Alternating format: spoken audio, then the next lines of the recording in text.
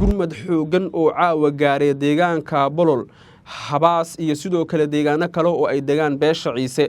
ugaaska guud ee beesha Ciise oo amray in si weyn loo difaaco deegaanka Habaas waxaana wararku ay sheegayaan in rasaas goosgoos laga maqlayo banaanka deegaanka waxaan ku soo gudbin doonaa gurmad xoog leh oo goordhow ka baxay Saylac iyo faahfaahintooda waxaan kale ku soo gudbin doonaa suldaanka guud ee beesha Samaroon oo aan shalay idiin sheegay inuu ka baxay magaalada Boorame oo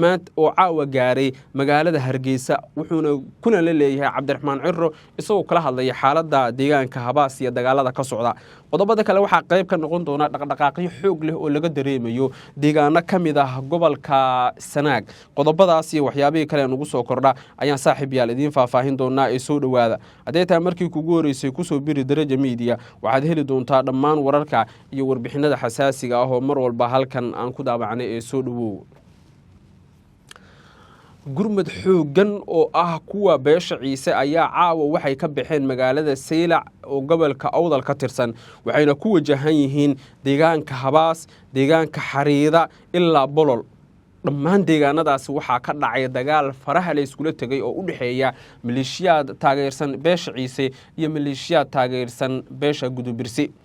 dagaalkii ka dhacay deegaanka Xariida waxaa wararka iyo macluumaadka aan helayna ay tilmaamayaan inay ku gacan sareeyaan beesha Ciise halka dagaalkii qaraaraa ee ka dhacay deegaanka Habaas laba jeer oo kala duwan ay gacan sareeyeen Gudubirsi saddex kamidana ay gacan sareeyeen beesha Ciise ugu dambeynna deegaankaas gacanta wuxuu u galay ciidanka beesha Ciise deegaanka Bolol isna waxaa laga soo warinayaa dhaqdhaqaaqyo ciidan oo dhanka ciidamada ah waxaana laga cabsi qabaa dagaalo qaraar oo mar kale halkaasi ka dhaca haddaba waxaan rabaa inaan ku faahfaahiyo maxaa ka jira wararka sheegaya in dhinacyada Gudubirsi iyo sidoo kale Ciise maxaabiis ay kala qabsadeen yaa gacan sareeya marka laga hadlayo deegaanadii lagu dagaalamay xilligan aan idila hadlayo yaa deegaanadaasi maamula ugaaska guud ee beesha Ciise muxuu yahay amarka uu bixiyay suldaanka guud ee Gudubirsi maxay tahay sababta uga cararay magaalada Boorama saraakiil baa la leeyahay waa la qabtay ee maxaa ka jira dhammaan su'aalahaas iyo jawaabahooda ayaan ku siinayaa ee si degan muuqaalkan markaas u dhameyso deegaanka Habaas ayaan ku hormarayaa deegaanka Habaas xaaladiisu waa degan tahay deegaankaasi waxaa si rasmi ah gacanta ugu haya ciidanka beesha Ciise ciidamo xoogan oo teknika iyo cabdibilayaal wata askar hubeysan iyo qoryaha durunduuriga u dhacana ay weheliyaan ayaa maqribnimadii caawa waxay ka baxeen magaalada Saylac ciidankaasi hadda waxay sii hayaan dhabaha isku xira Saylac iyo deegaanka Habaas waxayna tagi doonaan deegaankaasi waxay difaaci doonaan magaalada la yiraahdo Habaas oo dagaalo qaraar ay ka dhaceen haddii deegaanka Habaas deegaanka iyo Bolol ay gacanta Ciise ka baxaan khalaas Ciise waa u dhamaatay waxa ku xigta in la qabsado magaalada la yiraahdo Saylac haddaba deegaanadan istiraatiiji ahaan waa deegaano xeebaha ku yaala waa deegaano laga difaaci karo Boorama waa deegaano laga difaaci karo Saylac waa deegaano laga difaaci karo Lughaya deegaanka la yiraahdo Xariirad isaga waxa la leeyahay deegaankaasi cidna gacanta kuma hayso sababtoo ah dhinacyada waqooyi iyo koonfur ay ka fadhiyaan oo mar walba waxa laga cabsi qabaa dagaalo kale inay halkaasi ka dhacaan xogta laakiin la helaya waxay tilmaamaysaa in haddii xaajadu sidan ay ku sii socoto wax badan ay isbedeli doonaan oo wax badan ay khaldami doonaan sababtoo ah dhinacyadu markaad eegtid sida ay wax iskugu turtuurayaan iyo xaaladdu sidee tahay waa midaan waxba laga qaban karin haddaba beesha Ciise mid ka mid ah saraakiishooda oo aan la hadlay wuxuu ii sheegay inay hayaan oo ay nolosha ku hayaan asgar maleeshiyaad ah oo u dagaalamaya beesha Gudubirsi haddaba tirada askarta mar aan weydiiyey wuxuu sheegay in tiradu ay gaarayso 4 ilaa 5 isla markaana ay hayaan oo ay gacanta ku hayaan oo ay caafimaad qabaan iyagoo dagaalamayana la qabtay beesha Samar oo beesha Gudubirsi ayaan sidaas lamid ah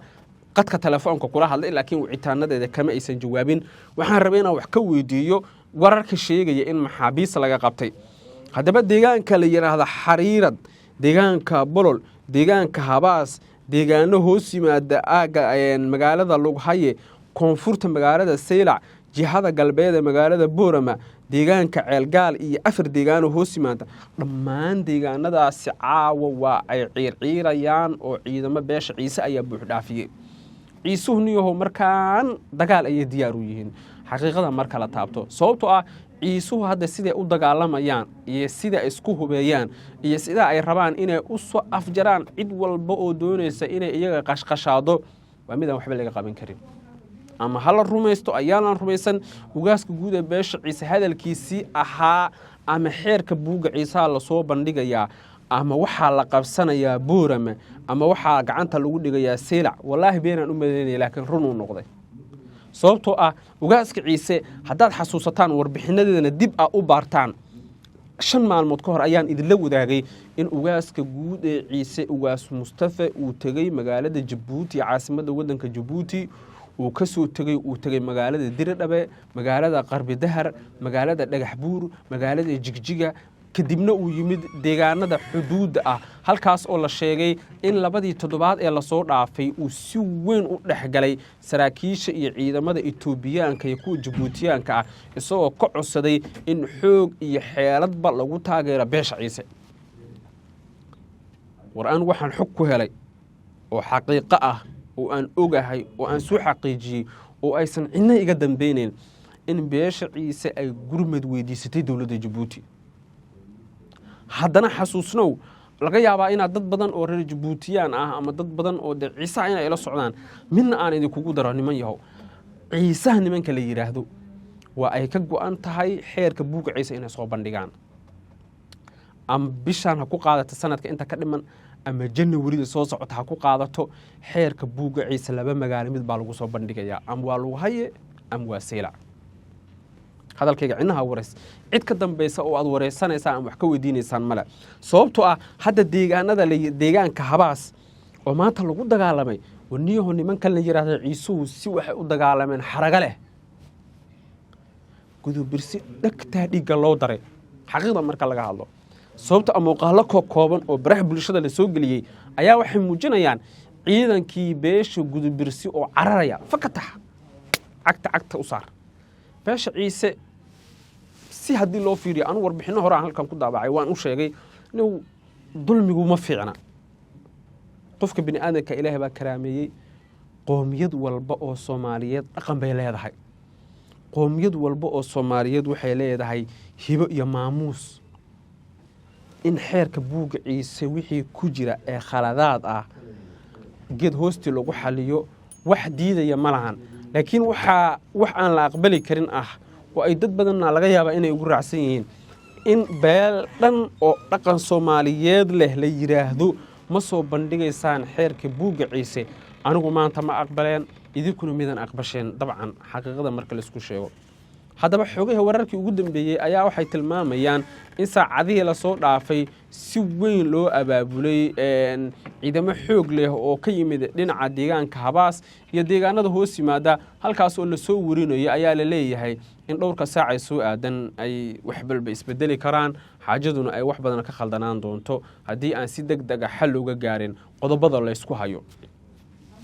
xaaladdu halkaas ayay maraysaa saaxiibayaal waan eegi doonaa gurmadyada ka baxay Seylac iyo deegaanada hoos yimaada dadka ugu horeeya ee faahfaahinta hela ayaa noqon doontaan markana suldaanka guud ee beesha Samaroon dabcan Hargeyso magaalada la yiraahdo Boorama wuu ka cararay xalay hadda muuqaalkan aan duubayo muuqaalka ka hooseeya haddaad dib u daawataan waan idinla wadaagay in suldaanka guud ee beesha Samaroon uu ka baxay magaalada Boorama warkaasna xaqiiqo ayuu noqday hadda waxaa la leeyahay Hargeysa ayuu tagay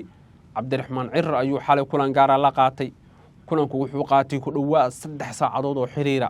qaybaha dambe waxa ku soo biiray madaxweyne ku-xigeenka Somaliland kulanku markii sii dhamaanayna Maxamed Abiib ayaa ku soo biiray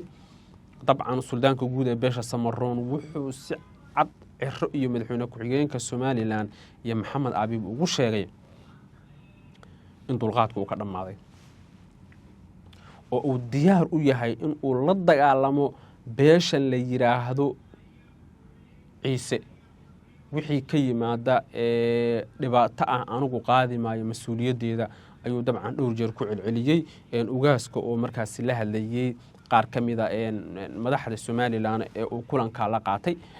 xogaha la helaya waxay tilmaamayaan in Cabdiraxmaan Ciro uu u sheegay suldaanka guud ee beesha oo Samaroon inuu xaaladda qabuujiyo oo wax walba lagu dhameyn doono wada hadal iyo wada xaajood isla markaana arrintu ay noqon doonto dabcan